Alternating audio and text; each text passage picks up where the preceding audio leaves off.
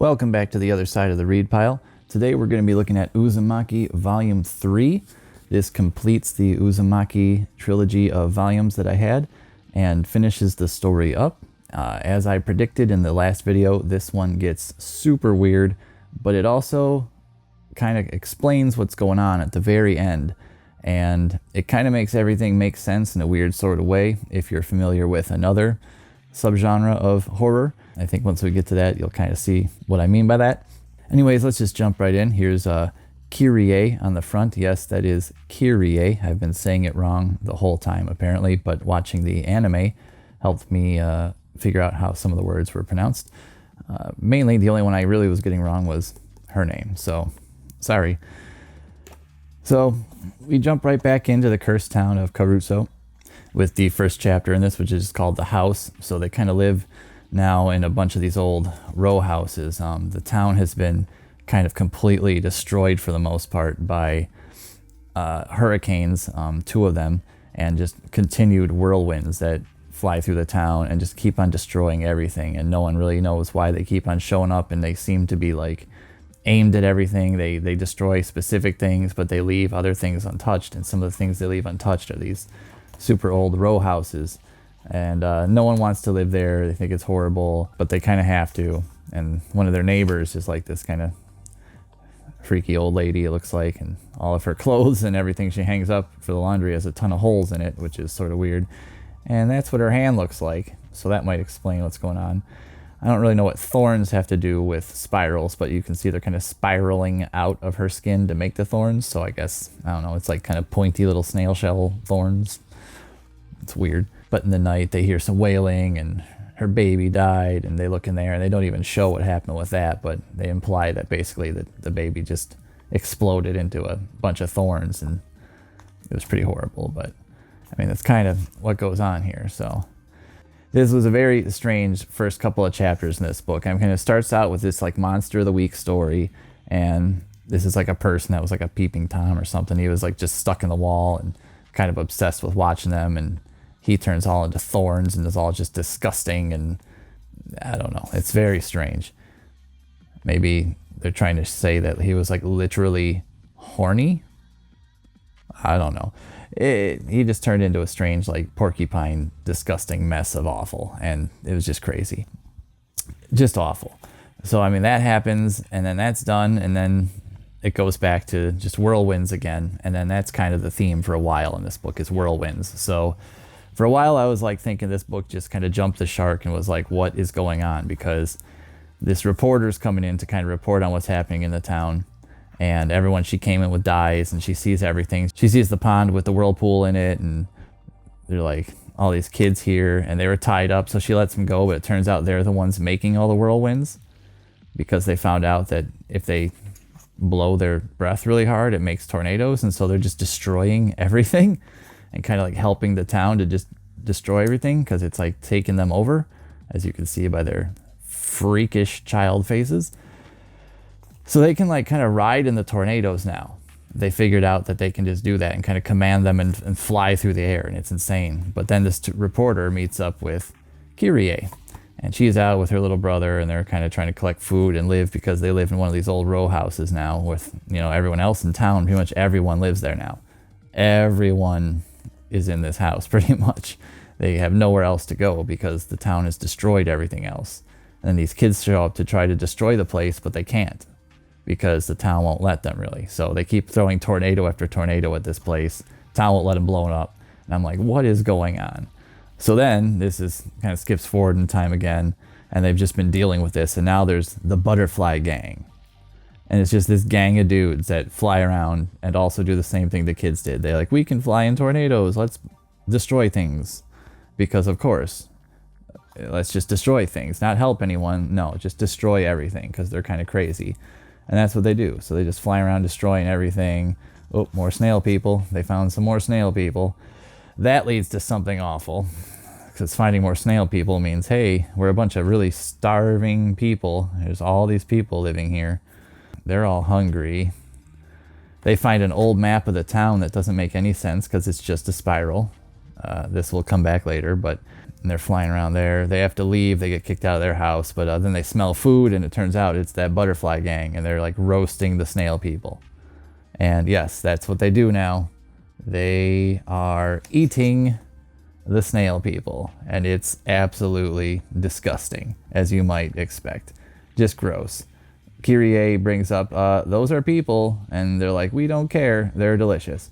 It's like big escargot now. And he just keeps making this disgusting face like the whole time.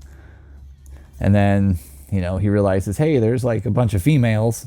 Let's do the stereotypical thing when, you know, guys are bad guys in stories and try to get these females. So everyone takes off in tornadoes, and everyone's just flying around in tornadoes, even Kirie and the reporter, and they're flying around, and out of nowhere, Shuichi comes and catches them and saves them.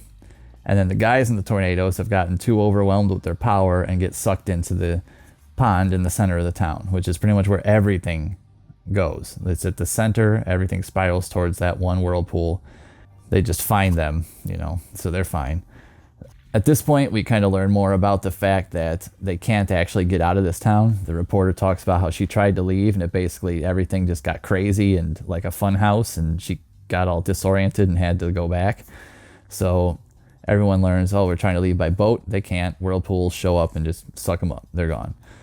They try to leave by the roads. They can't. They lead right back to town, or whirlwinds get them, and it's just horrible. But if you stay in these row houses where everyone wants you, it's fine. Then more people start turning into snails. But that starts giving people ideas about eating snails again, and it's just awful. There's a bunch of dead snails again because they're eating them still, and it's just gross. I don't know. It's just such a weird story. This dude turns into a snail. It's no good. That's like her brother. So they got to kind of hide that now because they know there's people that would take him and want to do bad things. So they're trying to leave the town now. They're like, maybe if we go this way, we can get out.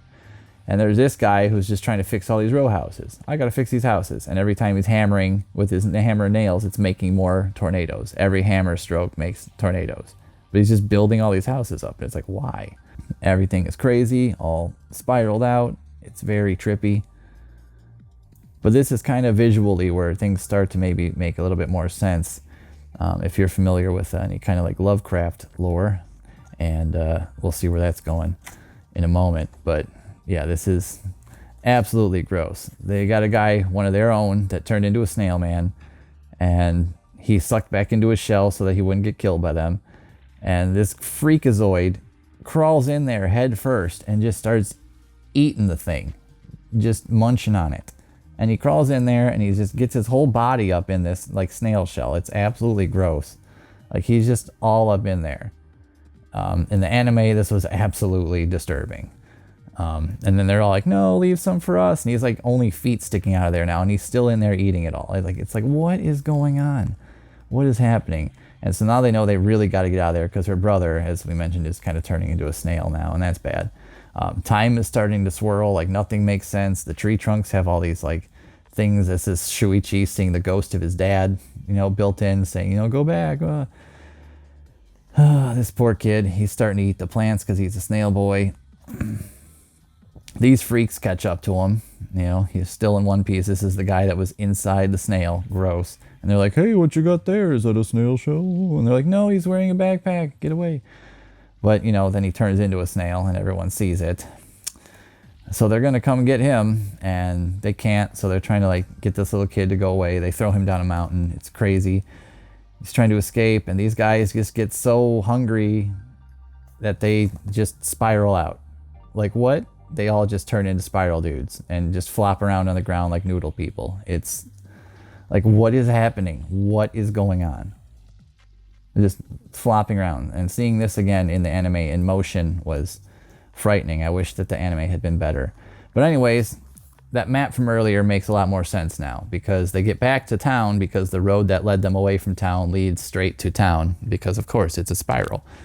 And in the time they've been gone, because time made no sense, it turns out they've been gone for months and the whole town's been rebuilt. All the row houses are now back in a big spiral that leads from the outside of town directly to the center if you were to follow them. And it's just absolutely insane. So now they got to get through this thing.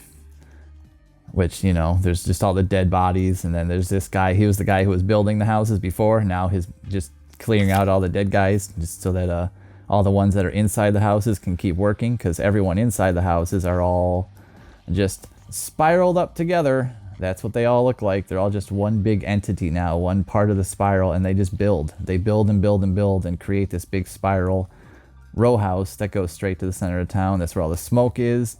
That's where the house goes to.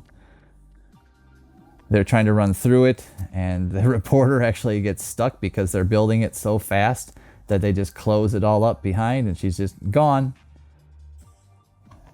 Now she's part of it, so that was how long she lasted.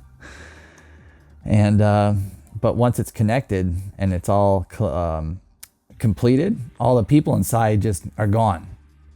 They all basically just shuffle straight down to the center and go right to the middle, because now they're all connected. None of them have to be in the light. They can all just go right down in there. To which point they find there's a giant staircase now where the pond used to be. It just goes straight down into the middle of who knows where. This is where our Lovecraft stuff kind of comes in. It kind of gets really crazy from here out. They're just going down. It's called Completion. This is the last chapter. It's just nutty. I mean, there's dead people on the stairs who are all spiraled out, but they didn't make it. And Shuichi gets knocked over the edge. He falls down. This is probably the worst animated sequence in the whole show. One of them, at least. It's so bad, the way he falls. We'll talk about the show in a moment. Yeah, so in the middle of this, there's basically just a giant gap, and then this giant stone spiral thing below that gap, like Lord of the Rings style, like humongous. This is just huge. And she's like, just jumps down to this thing, and it's just stone, like rock. It makes no sense, this part, how like she doesn't just die falling on all this stuff, but she falls all the way down to the bottom, and there's just like people spaghetti at the bottom. It's like everyone from the whole town is just people spaghetti at the bottom of this place. So the word cyclopean is used a lot in Lovecraft lore, and I think this is the first time I've really been able to see it visualized in a way that makes sense to that word. This is insane. I mean, this is what's underneath the town and what's like at the center of the earth or whatever, wherever they went to. Like, this is nuts. This is why everything above it is crazy, trying to complete itself with this crazy spiral power. So everyone is just like down here happy to be in the basking in the glory of whatever this big gross thing is. And that's where she finds her parents, who have become part of it, and they're just all together. And there's Shuichi, who somehow is still alive, but I imagine every bone in his body is just broken from falling to the middle of the earth. And then they basically both just give up, hold hands, and for the first time in the entire 3 volumes, show some sort of affection towards each other. This is the first scene where they pretty much just die, where they actually appear to be boyfriend and girlfriend, at least to me. It was very strange the whole time, like how far away he often seemed. But them doing that was the last 2 people in town. Everyone joined the spiral, and it completed it. That big spiral thing spins up and locks into place in the hole in the ground, and it just completes it, and that's the end. It's just done. And then there's an extra story here back called Galaxies. It's kind of weird, but yeah, it's just done. Very strange. Watching the anime definitely helped kind of piece it all together a little bit, even though they did kind of present it out of order and with, unfortunately, very, very bad animation a lot of the time, which sort of takes you out of the moment that should be super creepy when it's just like a South Park moving paper guy, kind of almost looks like. But as far as the story goes, once it got to the end and it got super Lovecrafty and kind of crazy, I thought that was cool. I think the tornado guy's part went on way too long, and it was just a little goofy, and I don't know. I think there are some chapters in this book that could have been completely removed along with the other 2 volumes. This whole story could have been shorter, and it would have been a lot creepier. It just kind of seemed like there was like sort of the weird, almost like dark comedic, dark horror comedy type stuff in there, which is fine.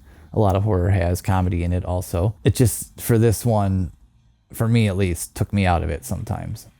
But either way, I'm glad I've got these volumes. I liked the story overall. I can skip the chapters I don't like and read the ones that I do. I would say if you're interested, check out the anime. It's on Max, I do believe, and it also plays a bunch at night on Adult Swim still. But I warn you, after the first episode, not so great. The animation, at least, it's just, they got really screwed over during the production of making that show, and unfortunately it really hurt the final product. You can see a lot of what it could have been, and it is nice to kind of see the story, in motion. It kind of helps some of the stuff make more sense, like I said, and it helps how some of the names are pronounced. But other than that, it's a cool book. I'm definitely going to look into more Junji Ito stuff in the future.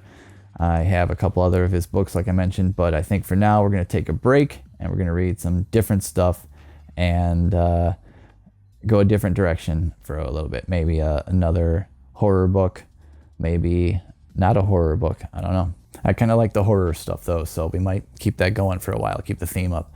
I do have a book called Haunted House that I should be reading here pretty soon. So maybe I'll do that one next.